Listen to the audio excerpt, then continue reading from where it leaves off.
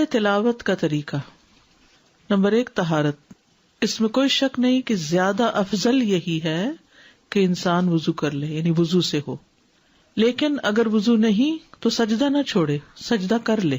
سجدہ تلاوت کے لیے طہارت کی شرط نہیں لگائی جائے گی، کیونکہ انسان جنابت کے علاوہ تمام حالات میں قرآن پڑھ سکتا ہے، اور اگر سجدہ کی آیت آ جائے تو وہ سجدہ کرے گا، خواہ وہ طہارت کی حالت میں ہو یا نہ ہو.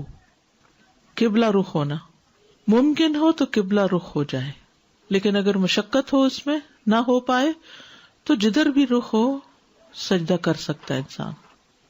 لیکن مسنون طریقہ یہی ہے کہ اگر ممکن ہو تو سجدہ تلاوت کے لیے قبلہ رخ ہوا جائے. امام زہری کہتے ہیں کہ اگر تم حالت اقامت میں سجدہ کرو، یعنی گھر پہ ہو، مسجد میں ہو، تو قبلے کی طرف رخ کر کے کرو، اور اگر تم سوار ہو تو پھر جدھر تمہارا رخ ہو اس میں تم پر کوئی مواخذہ نہیں. تکبیر کہنا.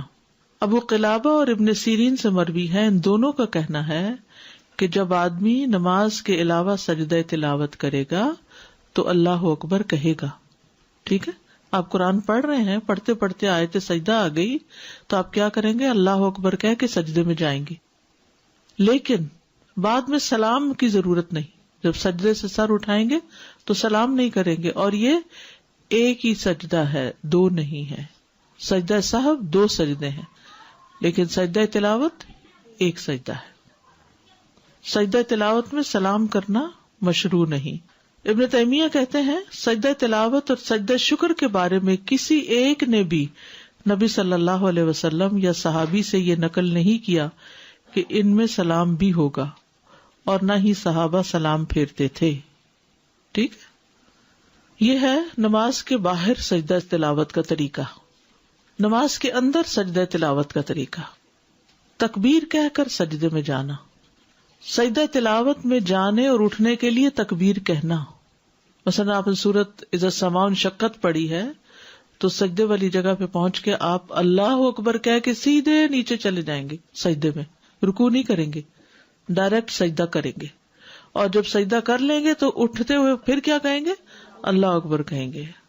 اگر سورت کے آخر میں سجدہ ہو، مثلاً کون سی سورت؟ سورت علق، تو پھر کیا کریں گے؟ اگر سورت کے آخر میں سجدہ ہو اور مزید تلاوت نہ کرنی ہو تو پہلے سجدے کے لیے تکبیر کہی جائے گی، سجدہ تلاوت ادا ہوگا، پھر تکبیر کہہ کر اٹھا جائے گا، اور کھڑے ہو کر رکوع کے لیے تکبیر کہہ کے رکوع پہ جایا جائے گا. یعنی یہ سجدہ الگ کیا جائے گا اور پھر کھڑے ہو کے رکوع کر کے دوبارہ پھر وہ سجدے اور آگے نماز کنٹینیو کی جائے گی. واضح؟ اوکے. ابن عثیمین کہتے ہیں نماز میں سجدہ تلاوت بالکل اسی طرح ہے جیسے نماز میں عام سجدہ ہوتا ہے. کیسے ہے؟ جیسے عام سجدہ ہوتا ہے نماز کا، ویسے ہی سجدہ تلاوت ہے. نہیں سمجھ آئی؟ جیسے نماز کا سجدہ کرتے ہیں ویسے ہی سجدہ تلاوت ہوتا ہے. اب سمجھ آ گئی؟ اوکے. یعنی سجدہ تلاوت میں جانے اور اٹھنے کے لیے تکبیر کہے، اور اس میں کوئی فرق نہیں کہ سجدہ تلاوت قرات کی آخری آیت میں آیا ہو اور اس کے بعد سورت ختم ہو گئی ہو یا قرات کے درمیان میں آؤ. جب بھی وہ سجدے میں جائے گا تکبیر کہہ کے ہی جائے گا. پھر جب رکوع کرنے لگے تو اس وقت رکوع کے لیے تکبیر کہے. یہاں 2 تکبیرات مسلسل کہنے پر کوئی حرج نہیں، کیونکہ ہر تکبیر کا سبب الگ الگ ہے. واضح؟ سجدہ تلاوت کی مسنون دعائیں. حضرت عائشہ سے مروی ہے، وہ کہتی ہیں کہ رسول اللہ صلی اللہ علیہ وسلم رات کو قرآن کے سجدوں میں سجدہ کرتے ہوئے یہ دعا تکرار سے پڑھا کرتے تھے. ایک دفعہ نہیں، کئی بار. سجد وجہی للذی خلقہ وشق سمعہ وبصرہ بحولہ وقوتہ. میرا چہرہ اس ذات کے لیے سجدہ ریز ہے جس نے اس کو پیدا کیا اور اپنی طاقت اور اپنی قوت سے اس کی سماعت اور اس کی بصارت بنائی. یعنی کان آنکھ اللہ نے اپنی قوت سے بنائے.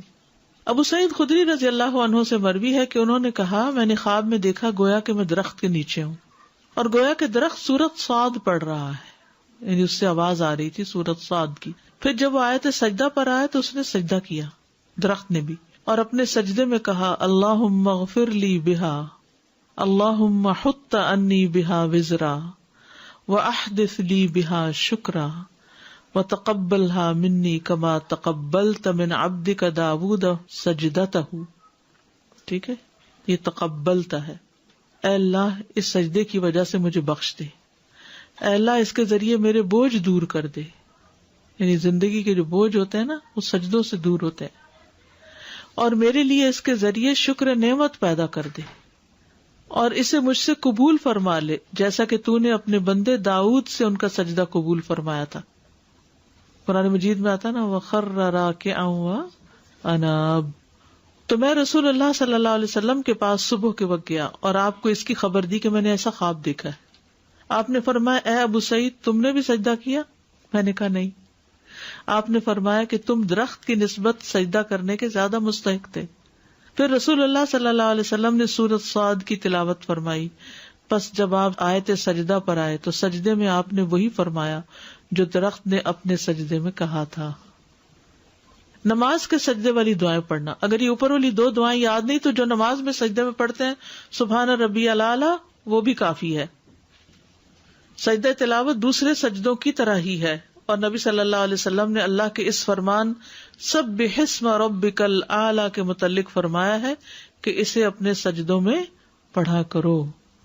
تو اس پر ہم کہتے ہیں کہ جب انسان سجدہ تلاوت کرے تو وہ کہے سبحان